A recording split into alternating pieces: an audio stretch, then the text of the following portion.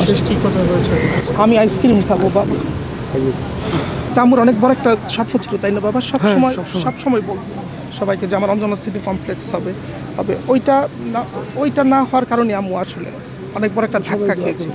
না, আম্মু সবসময় হাসপাতালে আম্মু বেডে শুয়ে থাকা অবস্থায় বলছিল যে আমি মনির জন্য কোনো কিছু সেটেল করে রেখে যেতে পারি।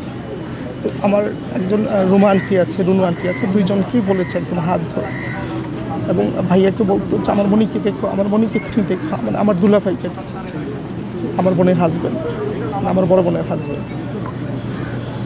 এই তো আম্মু চাইতো যে আমি যেন সবসময় অনেক বেশি ভালো থাকি। আপনার আম্মুর জন্য দোয়া করবেন। হ্যাঁ, আম্মুর একটা আকাঙ্ক্ষা ছিল যে আম্মু অসহায় শিল্পীদেরকে অনেক হেল্প করতো, তাই না বাবা? জি জি, অনেক হেল্প করতো প্রতিটা মুহূর্তে, সবসময় যে পলাশ মামা টাকাটা বিক্রি করে ওই টাকাগুলো আইনা আমাদের শিল্পীদের চুপচাপ দিছে, কাউকে জানাই নাই, গোপনীয়ভাবে দিছে।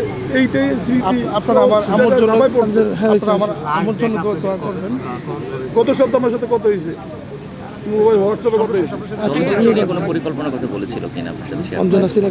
না, আম্মু অঞ্জনা সিনে কমপ্লেক্সটা আম্মুর অনেক বড় একটা স্বপ্ন ছিল। তো এইটা যাই হোক দেশের সার্বিক সিচুয়েশনের কারণে হয়নি। তখনই আম্মু মানসিকভাবে অনেক ভেঙে পড়ছিল আসলে। তখন থেকে আম্মু মানে খুব কষ্ট পেত, সবার সাথে শেয়ার করতো, কারণ অনেক টাকা ওইখানে ইনভেস্ট করা হয়েছিল আম্মু যা ছিল। তা আম্মুর অনেক বড় একটা স্বপ্ন ছিল, তাই না বাবা? সবসময় বলতো সবাইকে যে আমার অঞ্জনা সিটি কমপ্লেক্স হবে। ওইটা না হওয়ার কারণে আম্মু আসলে অনেক বড় একটা ধাক্কা খেয়েছিল। আপনার দোয়া করবেন আমার মার জন্য। আম্মু যদি কোনো ভুল ত্রুটি কখনো করে থাকে, আমার জানাম তো আম্মু কখনো শিল্পীদের প্রতি এত ভালো মানে এত মিশুক, এত ভালোভাবে ব্যবহার করতো, এটা আমি বলবো না, আপনারা সবাই বলবেন, আমার মার কথা তো আমি বলবো না। আপনারা আম্মুর জন্য দোয়া করবেন। আপনি শিল্পী সমিতির কেমন সাড়া পেয়েছেন? ভালো, আমরা গ্রেটফুল শিল্পী সমিতির কাছে। আমরা যথেষ্ট সাড়া পেয়েছি। সভাপতি থেকে শুরু করে যারা ছিল শিল্পী সমিতির সম্মানিত ছিল সভাপতি যিনি মিশা সদাগর আঙ্কেল, সাংগঠনিক সম্পাদক জয় চৌধুরী মামা, সনি মামা, চিত্রনায়ক আলমগীর আঙ্কেল, সোহেলানা মামা আমাদেরকে এত বেশি সাপোর্ট দিয়েছে। হ্যাঁ, এটা বলার কোনো অপেক্ষা রাখে না।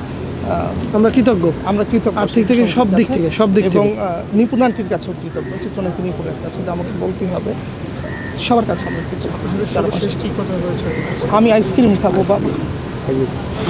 হয়েছে যাই আমরা। হ্যাঁ না, কীভাবে না, আমার তো আইসিইউতে ইনফেকশন ছিল, আর তখন তো আইসিইউতে আইসক্রিম কি শেষ একটা আকাঙ্ক্ষা ছিল আর কি। ঠিক আছে, তাহলে আমরা এই তো থ্যাংক ইউ।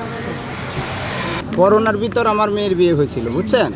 করোনার ভিতরে সেখানে সে ছেলে নিয়ে অ্যাটেন্ড করছে, আর কেউ আসে নাই, সেখানে অ্যাটেন্ড করছে। মানে এত মিশুক ছিল আমাদের সাথে এত বছর, আমার 43 বছরের জীবনে আমি এরকম মিশুক শিল্পী আমি পাইনি। এত আন্তরিকতা ফ্যামিলির প্রতি, সবার প্রতি, চলচ্চিত্রের প্রতি।